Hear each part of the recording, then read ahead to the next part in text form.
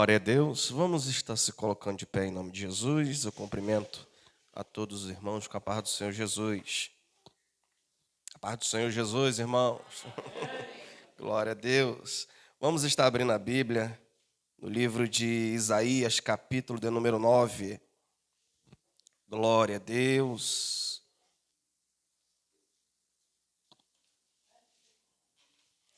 Livro de Isaías, capítulo 9.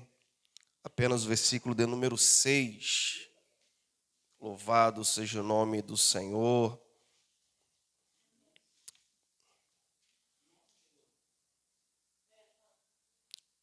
Isaías capítulo 9, versículo de número 6. Todos encontraram, diga amém. Que diz assim a palavra do Senhor, Isaías 9, 6. Porque um menino nos nasceu, um filho se nos deu, e o principado está sobre os seus ombros, e se chamará o seu nome maravilhoso, conselheiro, Deus forte, Pai da eternidade e príncipe. Vamos ler mais uma vez, e você acompanha. Porque um menino nos nasceu, um filho se nos deu, e o principado está sobre os seus ombros, e se chamará o seu nome maravilhoso, conselheiro, Deus forte, Pai da eternidade e príncipe da paz. Amém? Pode se assentar em nome de Jesus. Glória seja dada ao nome do Senhor. Queridos, a palavra do Senhor vai nos dizer no livro de Isaías, o profeta que foi levantado por Deus lá no reino de Judá, lá no reino sul de Israel, a qual o texto vai iniciar no capítulo de número 6, quando se inicia o seu chamado, no ano de 739 a.C., ou o que é conhecido também antes da Era Comum. O texto vai dizer que o capítulo de número 6 se inicia dizendo assim: e no ano que morreu o rei Uzias. Todos nós conhecemos esse texto, aonde Isaías inicia o capítulo de número 6, contando que havia um rei de Israel, do reino sul de Israel, que era da descendência de Davi, a qual foi muito querido pelos habitantes de Judá. Aquele rei foi muito próspero porque ele iniciou o seu reinado muito jovem. E tanto seu pai, por nome Amazias, também foi um grande exemplo de alguém que iniciou o seu reinado fazendo a vontade do Senhor. E Uzias teve como mentor espiritual o profeta chamado Zacarias. Então este moço reina em Judá, fazendo a vontade do Senhor. Só que o texto vai dizer que tempo do seu ministério, do seu reinado, ele era muito querido pelo povo de Judá. Ele começa a ficar presunçoso, ficar orgulhoso, ficar soberbo. Quem sabe as pessoas gostavam tanto dele que ele começou a achar que tudo aquilo era por causa dos méritos que ele havia conquistado. Só que ele começou a esquecer que tudo que ele tinha era simplesmente por causa que Deus estava com ele. Então o texto vai dizer que ele agora, uma soberba em seu coração, ele vai entrar dentro do templo e vai tentar sacrificar, fazer aquilo que era exercido para os sacerdotes. É quando os sacerdotes repreendem aquele rei e diz para ele: você não pode fazer isso. E ele, numa soberba enorme, tenta fazer de tudo para poder fazer aquele sacrifício. É quando o Senhor pune ele com a lepra na sua testa.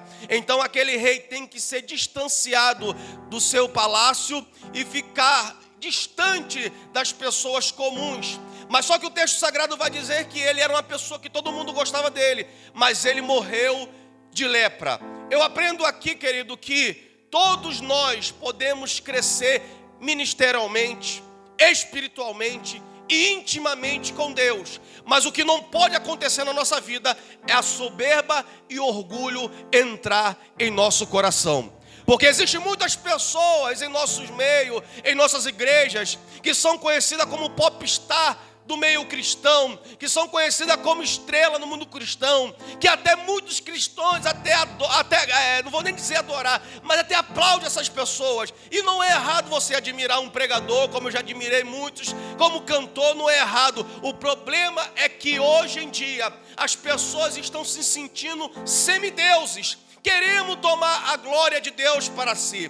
E hoje no meu trabalho, enquanto eu estudava essa passagem, eu ouvi um vídeo de uma cantora muito famosa, não vou dizer o nome por ética, dizendo o seguinte: quando ela chegou naquele show para ela poder cantar, naquele palanque, havia vários pastores ali em cima também, naquele evento. E ela disse que só entraria no evento enquanto não tivesse mais ninguém. Ela tinha que ficar sozinha naquele palanque, juntamente com a sua banda, juntamente com os seus músicos. E o pastor que estava ali na frente, totalmente humilhado, constrangido, porque teve que mandar todo mundo sair do púlpito, sair daquele palanque, porque a cantora queria ficar sozinha, porque ela era a única estrela daquela noite. E todos nós sabemos que quando o homem ele se torna estrela, Deus faz o quê?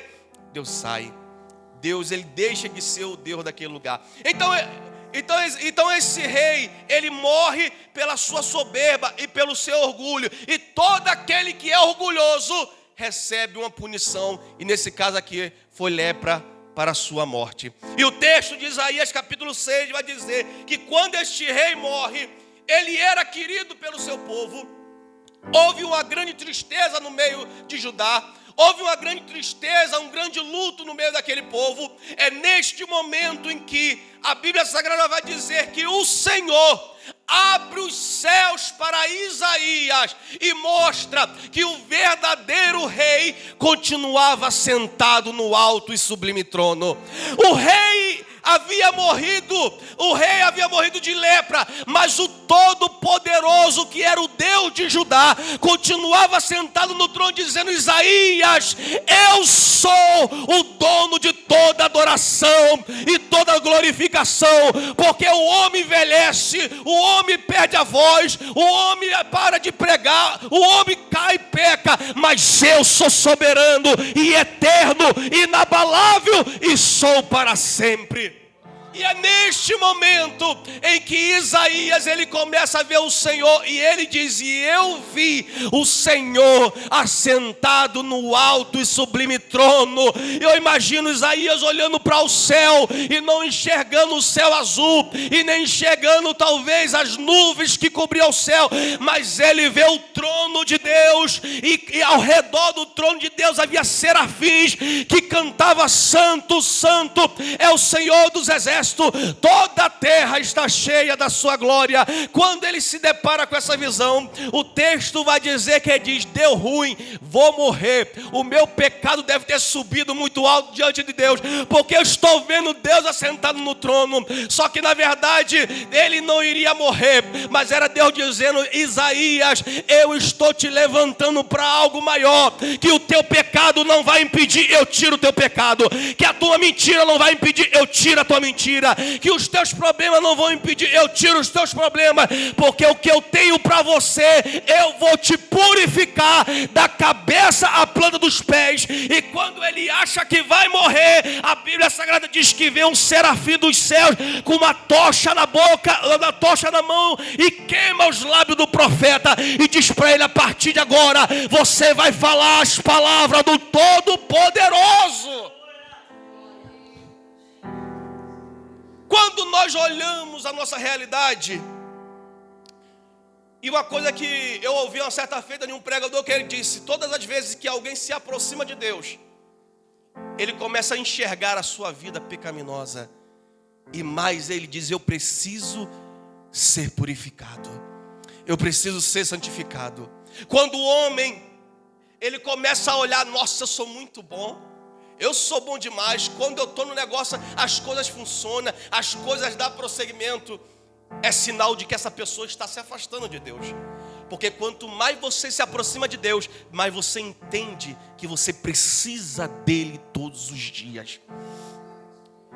Então Isaías, ele está dizendo que ele naquele momento estava tendo seus olhos abertos por Deus, para enxergar a situação que o reino de Judá estava caminhando. Até porque nós precisamos entender que o reino de Samaria já havia caído na mão dos assírios. E Deus levanta Isaías para dizer: avise o povo que o decreto sobre ele já foi estabelecido. Eu determinei que eles vão passar um período muito difícil, mas eu também já preparei a restauração. Porque é mais ou menos assim: quando Deus fala e o povo não dá atenção, Deus permite que o cerco se feche, mas ele já diz: vai apertar, vai chorar, vai doer, mas eu garanto que depois de tudo isso vai ter restauração. Então Deus levanta Isaías para anunciar o reino de Judá, dizendo para eles: olha, vocês vão passar pelo pão que o diabo amassou, mas eu estou levantando um justo, reto, que esse, quando ele se levantar, ele vai colocar tudo no seu devido lugar. O que é que Deus estava dizendo para Isaías? Que haveria alguém que seria enviado por Deus, que esse colocaria ordem na bagunça, que esse, quando chegasse aonde tivesse desordem, ele colocaria ordem, porque o sacerdócio havia se corrompido. Muitos profetas só pregavam aquilo que agradava o povo, muitos reis já estavam completamente contaminados pelo pecado. Mas Deus diz: Isaías, fale que está chegando um, que esse não se corrompe como os sacerdotes. Fale para eles, Isaías, para o povo, que está chegando um, que ele é rei, e esse rei não se corrompe. Diga, Isaías, para esse povo que está chegando um profeta, e esse profeta não prega aquilo que agrada, ele prega aquilo que vai doer, vai machucar, vai ferir, mas vai sarar. Isaías, o nome dele é Emanuel, que quer dizer Deus conosco. Isaías capítulo de número 7, versículo de número 14. O texto sagrado vai dizer que Isaías diz o seguinte: e eis que uma virgem conceberá e dará à luz um filho, e o seu nome será Emanuel, que quer dizer Deus dentro do homem, ou Deus dentro do barro. O que é que eu entendo? Isso é Deus dizendo assim: tem coisas que o homem consegue fazer, tem coisas que o homem consegue até construir, mas só Deus pode restaurar o homem do seu pecado. Somente Deus pode restaurar a intimidade do homem que foi quebrada. Porque desde Adão veio Abraão, veio Isaac, veio Jacó, veio Moisés, e nenhum desses homens conseguiram restaurar a aliança. Aí Deus levanta os sacerdotes, começa a sacrificar, mata bezerro, mata ovelha, mata cordeiro, mata boi, mata vaca, mata um monte de coisa, mas não consegue aplacar a ira de Deus sobre o pecado. Mas Deus diz: eu estou levantando um justo, reto juiz, que esse, quando se levantar, ele levará sobre os seus ombros toda a carga, e todo o pecado da humanidade será perdoado, porque ele carregará sobre si as nossas enfermidades. Só ele pode fazer. Aí Isaías diz que o próprio Deus iria se materializar dentro do ventre de uma virgem. Isso, humanamente falando, é impossível. É impossível. E precisamos lembrar que a cultura daquela época era muito rígida. Uma moça que aparecesse grávida e não fosse pelo seu próprio marido no casamento, ela era apedrejada até a morte. E o Espírito Santo diz assim: eu vou complicar tudo para depois explicar o porquê compliquei. Tem coisas, querido, que eu e você não vamos conseguir entender. Vamos buscar resposta, vamos buscar entender as coisas, mas é Deus que está agindo. E quando Ele age, não fica querendo colocar tua cabeça para endoidar, não. Aceita, glorifica e recebe, porque o dono da história tua está no controle de todas as coisas. Imagine uma menina jovem que iria conceber um filho que não teria método conceptivo junto com o homem. Lembra lá no Éden, quando Deus disse para a mulher: olha, tu vai sentir dores, mas a semente de você vai esmagar a cabeça da serpente. Neste momento, sabe o que Deus está dizendo assim? Eu excluo nesse momento Adão, porque o que vai nascer de você não vai ter parte dele, porque vai ser só minha e sua. Vai ser espiritual. Ele não vai ter parte, porque Adão, ele é a semente que gerou o pecado. Então Deus está dizendo: o que vai nascer de você, mulher, não vai ter a concepção do homem, vai ser algo sobrenatural. Ele é a própria personificação do Deus vivo que está sendo gerado dentro daquela moça. E eu imagino, querido, aquela mensagem Isaías pregando e um monte de gente sem entender: que loucura é essa, Isaías? Que pregação de doido é essa? Como é que uma jovem vai engravidar e não vai ter no casamento? Como é que é isso? Não sei quando vai acontecer, se vai ser daqui a um mês, um ano, não sei nem se vou estar vivo, mas se Deus falou, Ele vela pela sua palavra para cumprir. É por isso que os homens estudam, faz ciência, astrologia, faz um monte de coisa e nunca consegue chegar em um resultado comum, porque tem coisas que só Deus pode explicar. Não tem como explicar se Deus não quiser. É por isso que Deus está dizendo para Isaías: fale, está vindo o homem que ele vai colocar tudo em ordem. E é quando neste momento a Bíblia Sagrada vai dizer no livro de Mateus que esta jovem, ela concebe um filho e coloca o nome dele de Jesus. O menino que nasce, aparentemente como todos os outros meninos de Belém, da Judeia, de Nazaré, não tinha nada que pudesse de riqueza, simples, mas só que o que estava nele, quem ele era e o que estava sobre a vida dele fazia toda a diferença, que era o próprio Deus em forma humana. Será que você pode conseguir enxergar isso? Deus descendo da sua glória, entrando dentro da barriga de uma jovem, vindo como um bebê na face da terra para dizer: eu sou o único que posso fazer você voltar a ter aliança com Deus. Se eu não fazer isso, será em vão a sua vida aqui neste lugar. Se isso não fosse, se não acontecesse, eu e você não estaríamos aqui adorando e exaltando o nome dele. Mas graças a ele que esse sacrifício foi feito. Ele desceu, nasceu na barriga de uma virgem e está vivo no nosso meio. É o Senhor Todo-Poderoso.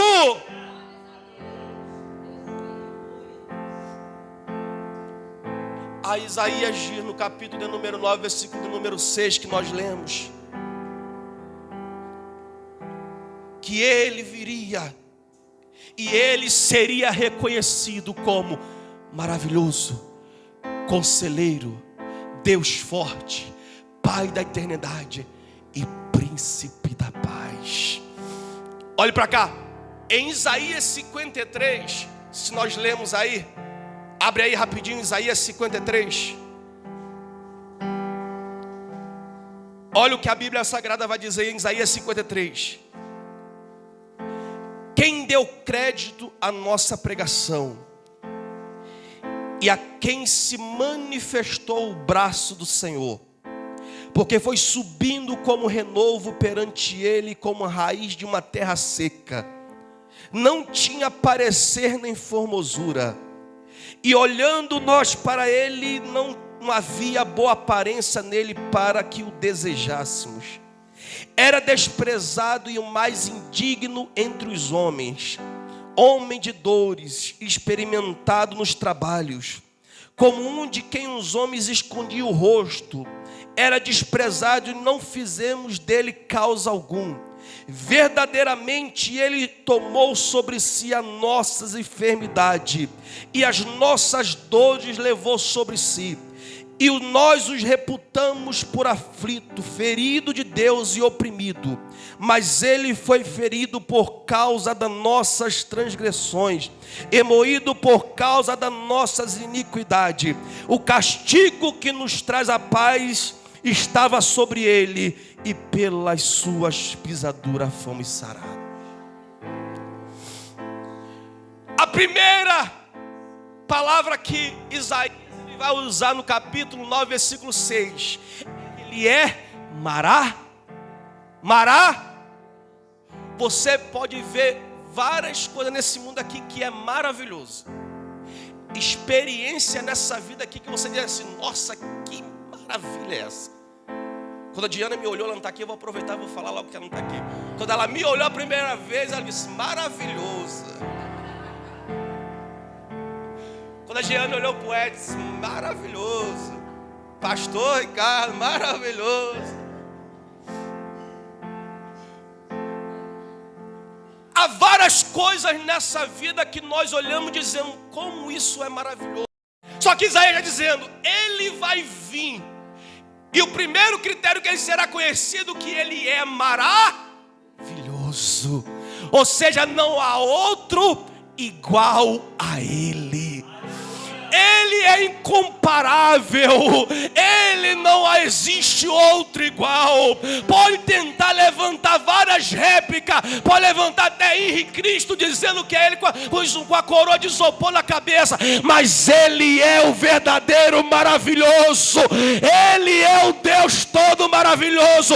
Porque Isaías no capítulo 53 que nós lemos, diz que quem olhava para ele não via aparência, porque ele não tinha beleza. Mas quem olhava para ele com os olhares além da carne, enxergava o Deus maravilhoso.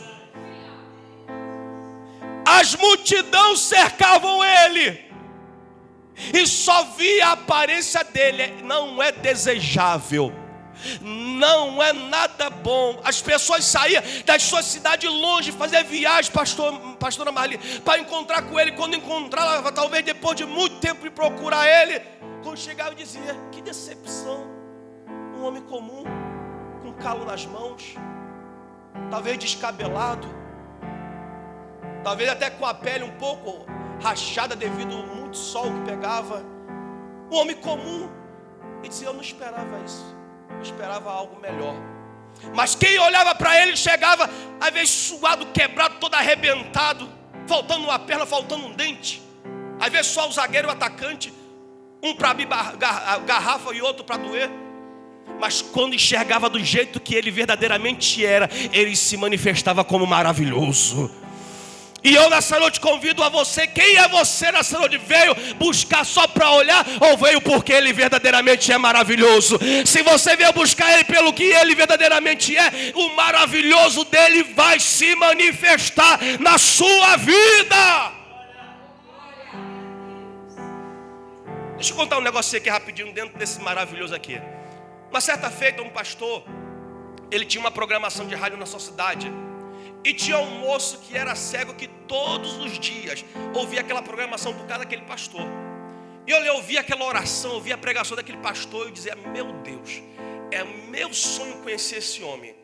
Eu não enxergo, mas só a voz dele impacta a minha vida. Como queria conhecer este homem. Uma certa feita ele conversando com um amigo dele, falou: rapaz, tem um pregador na rádio aqui que eu ouço. O meu sonho não é nem enxergar mais, o meu sonho é conhecer ele. Será que é possível? Ele: rapaz, a rádio é no final da nossa rua. Eu conheço esse pastor. Olha, ele mora no endereço tal, na rua tal e tal, tal. Ele falou: não é possível. Pode ir lá. Ele pegou a ajuda de alguém, levou ele até a porta daquele pastor. Chegou, já era noite, já o pastor já estava deitado para dormir, quando ele escuta a campainha tocando. Plim-pom, plim-pom. E ele olha, o pastor levanta assustado e diz: quem está me chamando essa hora da noite? Quando ele vai ver o pastor de pijama, de roupa de dormir, atendeu aquele rapaz. Ele falou: boa noite. Aí o rapaz: eita, ele mesmo. Ele conheceu a voz. Ele diz: meu amigo, eu posso te ajudar? Ele falou: pastor, me desculpa de bater na porta do senhor essa hora, mas é que meu sonho era conhecer o Senhor. Ele disse: então pode entrar. Botou ele para dentro, tomou um café, conversou com ele um pouquinho. Disse assim: ó, antes de você ir embora, eu quero orar por você. Porque a rádio que aquele pastor dirigia era conhecida porque as pessoas ouviam a rádio e era curado. E o pastor ora por aquele moço, coloca a mão na cabeça dele, muita gente às vezes se aproveita, né? Porque é cego, porque tem um problema, deficiente, vou orar em cima daquilo ali. Mas uma oração simples, assim, uma oração de despedida. O pastor colocou a mão na cabeça dele. Quando orou e ele abriu os olhos, aquele moço estava enxergando. E aquele moço enxergando assim, dizendo: meu Deus, obrigado. E ele procurando, quando ele bateu o olho no pastor e viu o pastor de pijama, todo descabelado, ele esqueceu que ele era cego e tinha voltado a enxergar. Ele se decepcionou, porque não era aquilo que ele esperava ver. Não era o pastor que ele esperava ver, o grandão pela voz. Viu um homem baixinho, careca, bem simples. Sabe o que aconteceu? Ele saiu dali decepcionado. Nem se preocupou com a bênção que ele havia recebido. Tem muita gente que vem na casa de Deus, querido, e ele espera que aconteça moveres sobrenatural, que cadeiras voem para cima e para baixo, para ele acreditar que Deus está nesse lugar. Mas até você sentado quietinho mesmo, sem dar um glória a Deus, Deus está palestrando com cada um de nós e está movendo. Você talvez que entrou aqui com seu coração angustiado, não precisa falar em balá e várias línguas estranhas para mostrar que Deus está nesse lugar, que Deus está trabalhando. Só a presença dele, do jeito que Deus é simples, o maravilhoso se manifesta na sua vida. Eita, meu Deus, olha a hora, Jesus, me ajuda. Só Jesus na causa. Segundo, Jesus é chamado por Isaías de conselheiro, aquele que orienta, aquele que conforta. Olha que a Bíblia Sagrada vai dizer: um certo dia Jesus se encontrou com um homem de alta patente da lei, chamado Nicodemos. O homem era o bambambam da lei, conhecia de Torá, conhecia da lei dos profetas, conhecia de tudo que você saiba da teologia daquela época. Mas quando ele ouviu que havia um pregador de Nazaré revolucionando tudo ao lugar, ele disse: eu preciso conhecer esse homem. Nicodemos estava acostumado a palestrar, dar aulas teológicas, graduadas para grandes, formou vários alunos. Mas quando ele se depara com Jesus, ele olha e diz: eu é que preciso aprender contigo. Ele senta e Jesus começa a dizer: homem, tu até sabe de muito, mas tu precisa nascer da água e do Espírito. Porque pode saber muito, pode conhecer a Bíblia de cabo a rabo, mas se tem o maior teólogo, sabe quem é? Satanás. É o maior teólogo, conhece a Bíblia toda, de ponta a ponta. Mateus capítulo 4, o que acontece? Jesus está no monte, quem aparece? O diabo. E ele usa a própria Bíblia contra o Criador.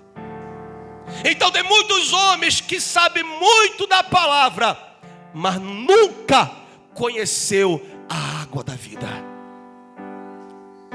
E há momentos em que Deus, Ele quer agir na nossa forma, para você sentar e você ouvir e aprender o que Ele tem para falar com você.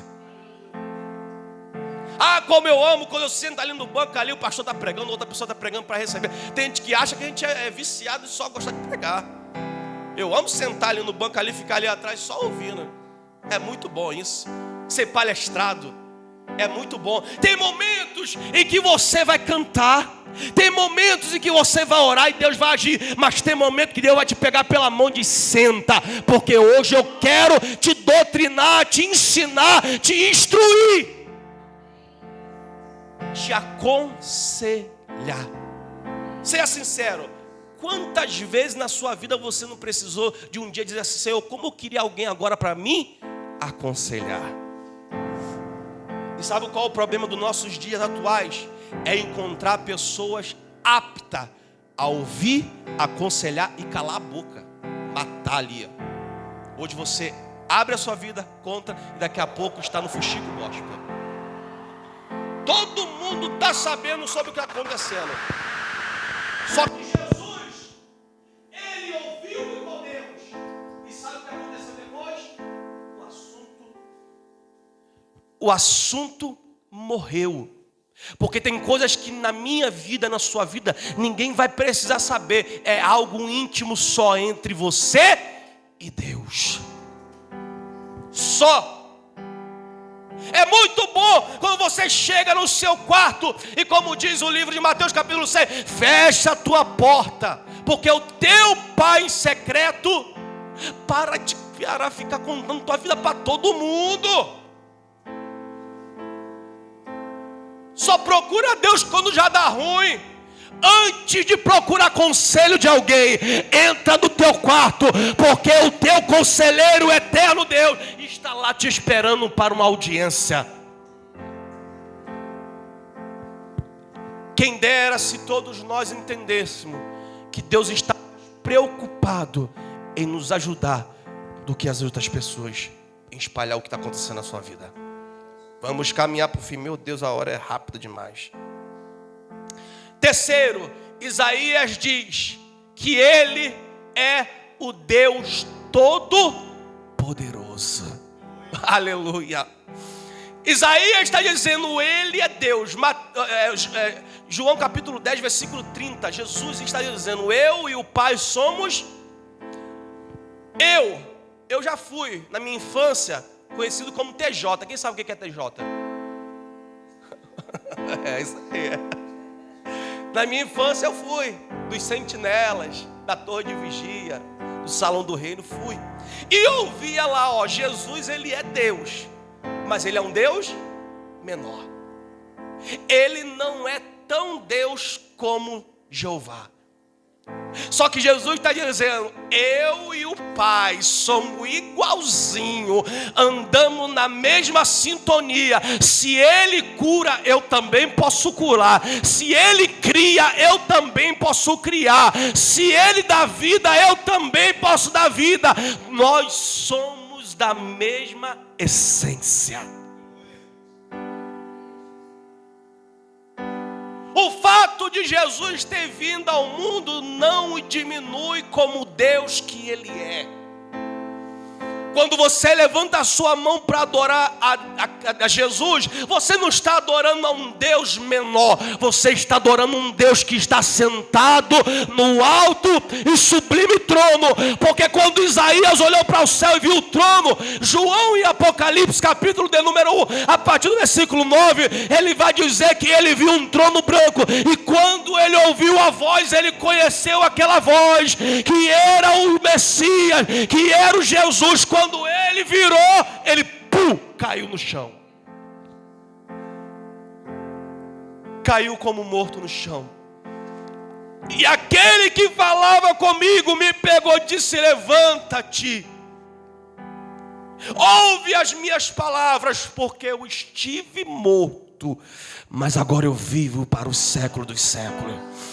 Ele é Deus, queira o diabo ou não, Ele é Deus, Ele é soberano, Ele é criador de todas as coisas.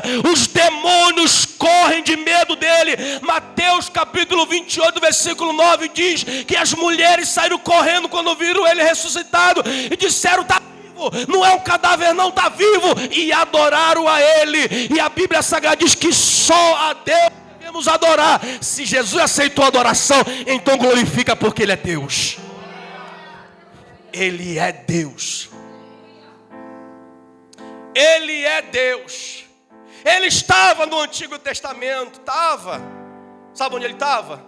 Lembra quando aqueles 3 jovens entraram dentro da fornalha? Quando eles chegaram lá dentro, já estava ele esperando lá. Eu estava lá dentro. Lembra lá em Gênesis, quando o pai vai dizer assim, façamos o homem a nossa imagem e semelhança? Ele estava lá também. Ele mesmo diz, eu sou, em Apocalipse, o alfa e o ômega, o princípio Quem entende disso sabe, se Ele é o princípio e o fim, Ele é o Deus Todo-Poderoso. Não existe outro igual a Ele. Ele é eterno. É o Deus que você serve.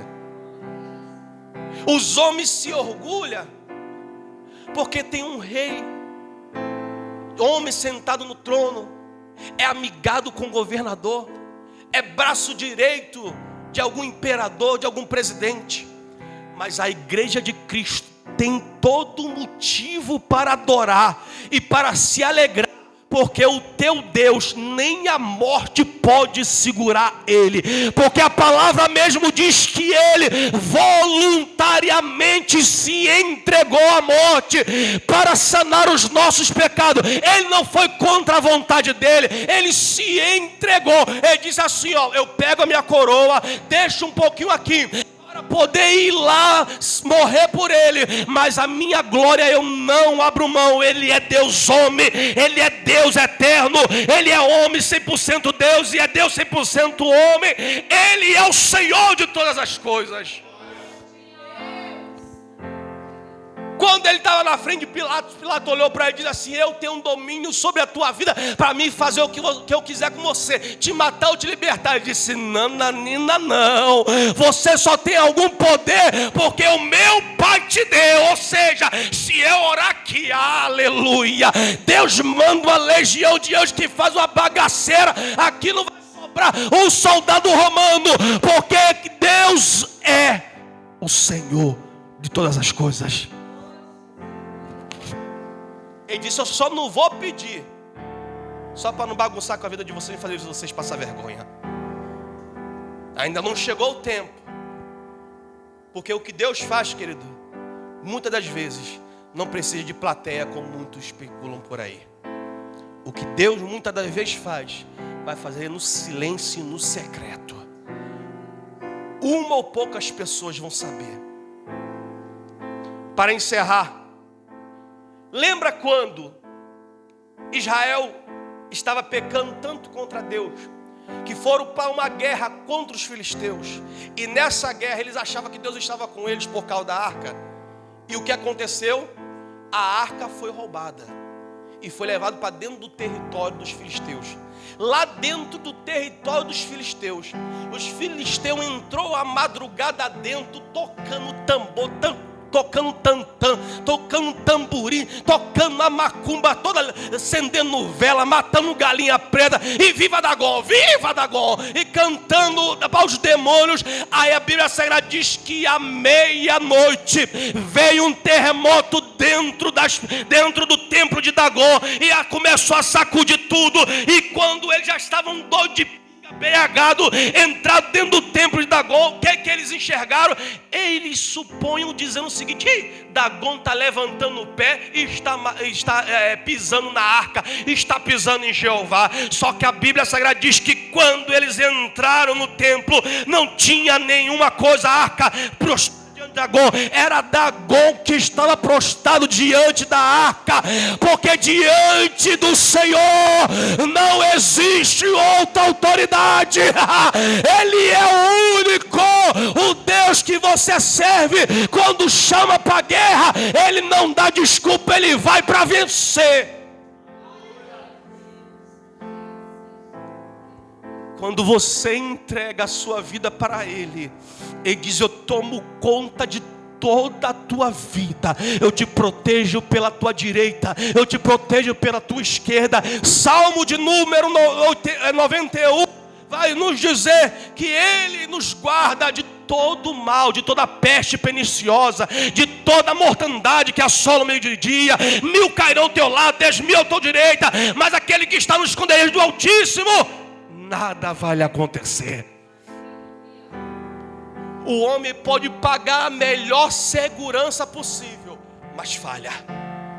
O homem pode pagar a melhor tecnologia de câmeras e de alarmes de segurança, falha. O homem pode pagar o melhor hotel, melhor casa, pode fazer as altas viagens, mas falha. O homem viaja para lá e para cá, daqui a pouco o avião cai, o carro bate, morre. Mas os que confiam no Senhor renovarão as suas forças, voarão como águia, aleluia. É assim que é a vida daqueles que confiam nesse Deus que é todo poderoso. Só mais dois para nós terminarmos. O quarto, ele é chamado de Pai da eternidade. Isaías anunciou que ele viria, e depois de um certo tempo, ele voltaria novamente para estabelecer o seu reinado de vez. A sua primeira vinda seria para granjear o máximo de seguidores, para que desse seguimento àquilo que ele iniciou. Mas ele vai voltar, e quando ele voltar, ele não será mais o Jesus de Nazaré. De Isaías 53, marcado pelas dores, homem de dores. Mas quando ele vier, João diz em Apocalipse que ele andava no meio dos 7 catiçais. A sua cabeça, os seus cabelos eram branco como a lã. Dos seus olhos havia chama de fogo, e da sua boca saiu uma espada aguda de 2 gumes, e ele com aquele poder todo, os seus pés como latão reluzente. Ele não era mais o mesmo Jesus que havia sido moído na cruz do Calvário. Ele ainda tinha marcas, ele ainda tinha a marca dos pregos, mas agora ele não era mais o Jesus de carne e osso. Ele era o Deus Todo-Poderoso, que a Bíblia Sagrada diz a seguinte: agora é-me dado todo o poder nos céus e na terra. Os demônios temem a ele, os anjos prostram-se adorando a ele. E quem é o comedor de arroz e feijão, de vatapá, de cururu, para dizer assim: eu não adoro esse Deus? Quem é a estrela aqui sou eu. Nós conhecemos grandes autoridades que bateram no peito dizendo assim: aí, Deus não está com nada. Quem lembra de Tancredo Neves, que ganhou a presidência, mas não assumiu, porque disse: nem Deus impede que eu me assente. Quem lembra daquele doido, perturbado, juízo maluco, que construiu um barco enorme e disse assim: nem Deus vai afundar. Tá bom, é contigo mesmo. Bota esse negócio na água aí. Quem é o homem que disse o seguinte, no auge da sua força, nós seremos maiores do que o Jesus Cristo dos crentes. Homens que tinham dinheiro, tinham poder, mas nenhum tem o poder do Pai da eternidade. Porque quando ele vier, todo joelho se dobrará, voluntariamente ou involuntariamente. As pernas vão começar a tremer, vai bater o joelho no outro, mas quando ele descer do céu novamente, toda a boca vai confessar que só ele é o Pai da eternidade. Onde é que está Luiz Gonzaga?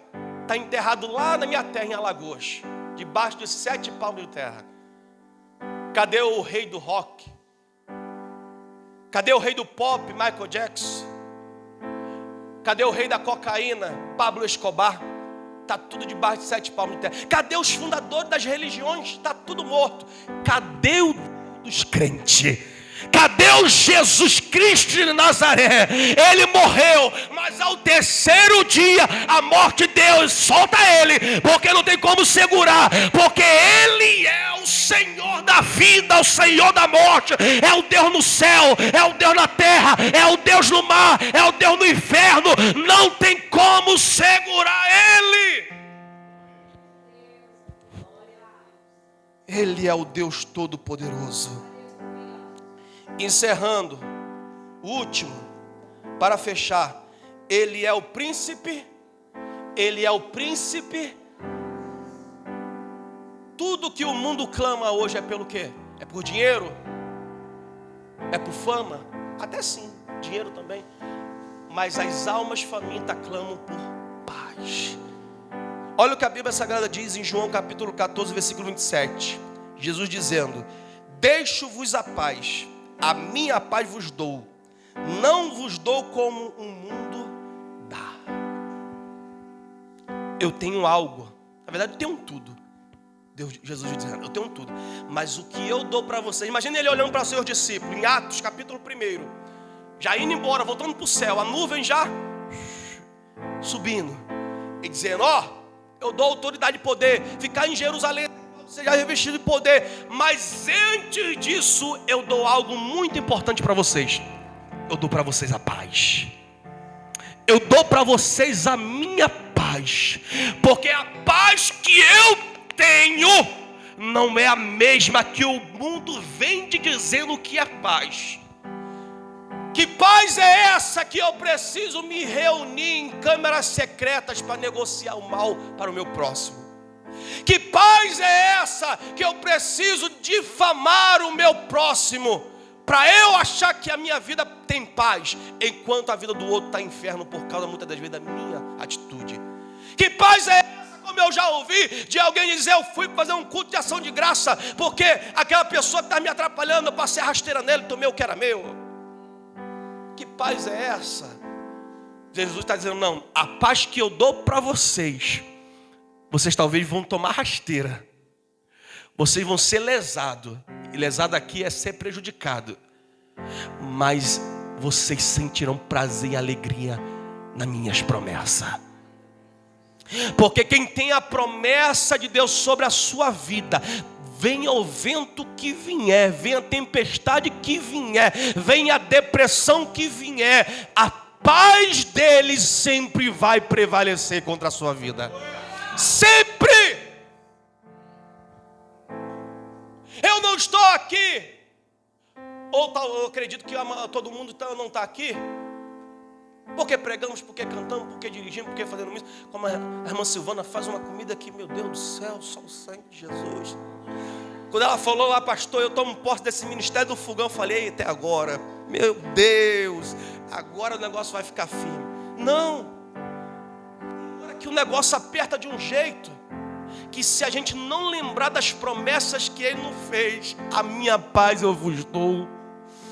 Vai vir luta, vai vir depressão, vai vir um monte de coisa ruim. Mas os discípulos dizem, eu continuo trilhando o caminho que ele me vocacionou. Vai ter luta, vai ter ataque, mas o meu coração está em paz, porque eu confio no Deus Pai da eternidade, no Deus maravilhoso, no Deus conselheiro. Eu confio nele que está no controle da minha vida. Você pode aplaudir o Senhor nessa noite?